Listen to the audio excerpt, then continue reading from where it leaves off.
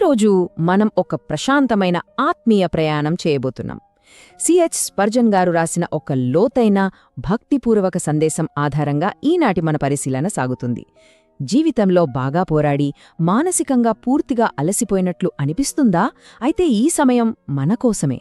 ఈ వాక్యాలు అలసిపోయిన హృదయాలకు, నిరాశలో ఉన్నవారికి ఎంత గొప్ప శాంతినిస్తాయో ఆ నిశ్శబ్దమైన ఆత్మీయ ప్రశాంతతను మనం ఈరోజు నెమ్మదిగా అర్థం చేసుకోబోతున్నాం.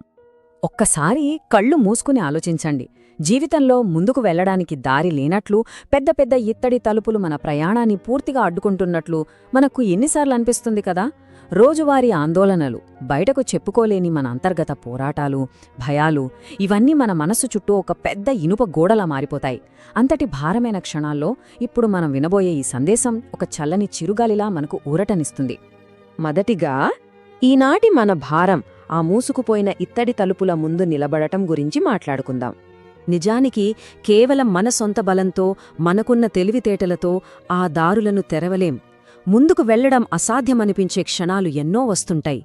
మన బలానికి మించిన ఆ మూసుకుపోయిన దారులను చూసి మన మనసు భయపడుతుంది. ఆ బరువు మనల్ని అణచివేస్తున్నట్లనిపిస్తుంది కదా? అయితే దేవుని వాక్యం మనల్ని ఈ నిస్సహాయ స్థితిలోనే వదిలేయదు. ఇక్కడి నుండే ఒక అద్భుతమైన నిరీక్షణ మొదలవుతుంది. అందుకే ఇక్కడ యెషయా గ్రంథం నుండి దేవుని సేవకులైన మనకు ఒక అద్భుతమైన వాగ్దానముంది.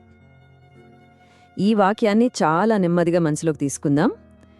నేను నీకు ముందుగా పోవుచు వంకర మార్గములను సరాళము చేసెదను. ఈ మాటలు వింటుంటేనే మనసుకి ఎంత నెమ్మదిగా ఉందో కదా? ఏ దారి అయితే భయపడుతుందో ఆ దారిలో మనల్ని ఒంటరిగా వెళ్లమని దేవుడు చెప్పడం లేదు. ఆయనే స్వయంగా మనకంటే ముందు నడుస్తానని ఇస్తున్న మాట ఇది. ఆ దైవికమైన భరోసా కల్లోలమైన మన హృదయాలను వెంటనే నిమ్మళపరుస్తుంది. ఆ అద్భుతమైన వాగ్దానం అక్కడితో ఆగిపోలేదు. ఇత్తడి తలుపులను పగులుగొట్టేదను, ఇనుప గడియలను విడగొట్టేదను అని ఆయన చెప్తున్నాడు. చారిత్రాత్మకంగా ఇది కోరేషురాజుకు చెప్పబడినప్పటికీ ఈరోజు ఈ క్షణాన అలసిపోయి దేవుని వైపు చూస్తున్న మనందరికీ ఆయన ఇస్తున్న అద్భుతమైన స్వాస్థ్యమిది. మన వల్ల కాని వాటిని ఆయన తన అపారమైన బలంతో ముక్కలు చేస్తానని చెప్తున్నాడు.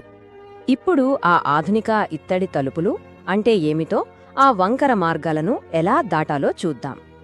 అసలు మన జీవితాల్లో ఈ వంకర త్రోవలు అంటే ఏమిటి? మనల్ని మానసికంగా పూర్తిగా అలసిపోయేలా చేసే రోజువారీ సమస్యలు, మనుషుల కుట్రలు, లేదా ప్రతిరోజూ మనల్ని భయపెట్టే ఆందోళనలు, ఇవే ఆ మార్గాలు. కాని ఇక్కడ స్పర్జన్ గారు చెప్పే ఒక అత్యంత ముఖ్యమైన ఊరటనిచ్చే విషయముంది. ఈ చిక్కుముడులన్నింటినీ మనమే స్వయంగా విప్పాల్సిన అవసరం లేదు. ఆ భారం మనది కాదు. అవును, దేవునిపై నమ్మకం ఉంచినప్పుడు మనం ఊహించనిది నిజమవుతుంది. ఈ మాట మనలో ఎంత గొప్ప ధైర్యాన్ని నింపుతుందో కదూ! ఆ చిక్కుముడలను విప్పి మార్గాలను సరళం చేయడంలో, మనకోసం అసాధ్యమైన కార్యాలు చేయడంలో దేవుడు నిష్ణాతుడు. ఆయన మనపట్ల ఊహకందని అద్భుతాలను వాస్తవాలుగా మారుస్తాడు. మనం మన మానవశక్తికి మించి ఆలోచించాలి. దేవుని అనంతమైన వనరుల మీద ఎలా ఆధారపడాలో ఇప్పుడు చూద్దాం. ఒకసారి ఈ రెండింటినీ బేరీజు వేసుకుందాం.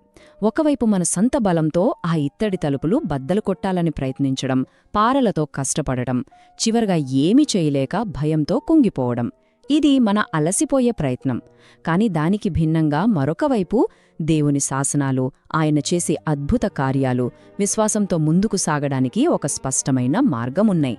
దేవునిపై ఆధారపడేవారికి ఈ అనంతమైన వనరులు ఎప్పుడూ తోడుగానే ఉంటాయి.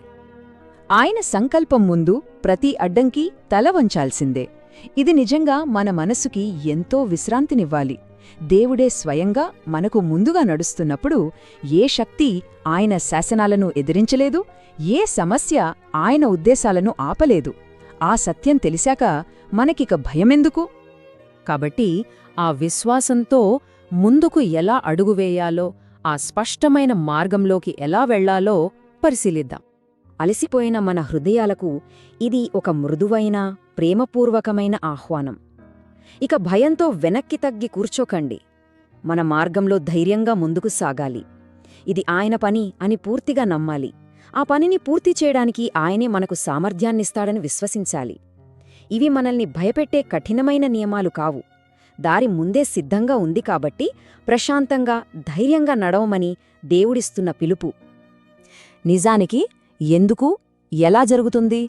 ఆ తలుపులు ఎలా తెరుచుకుంటాయి అని ప్రతి చిన్న విషయాన్ని లెక్కలు వేసుకోవాల్సిన పని మనకి లేదు. ఎందుకంటే అవన్నీ చేయడానికి ఆయనే మనకంటే ముందున్నాడు కదా. విశ్వాసంతో ముందు కణుగు వేయాల్సిన బాధ్యత మాత్రమే మనది.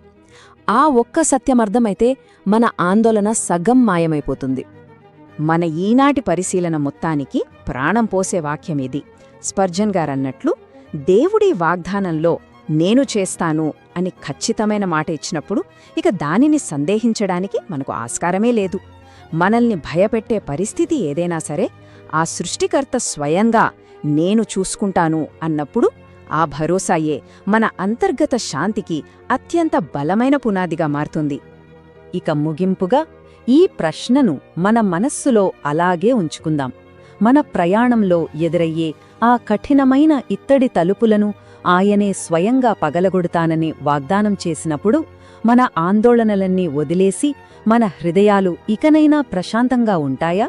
ఆయన గొప్ప వాగ్దానంపై ఆనుకుని ఈరోజే విశ్వాసంతో ఆ అడుగు ముందుకు వేద్దామా? ఈ ఆత్మీయమైన వివరణ మన హృదయాలకు నిజమైన ప్రశాంతతను, కొత్త నిరీక్షణను ఇచ్చిందని నమ్ముతున్నాను.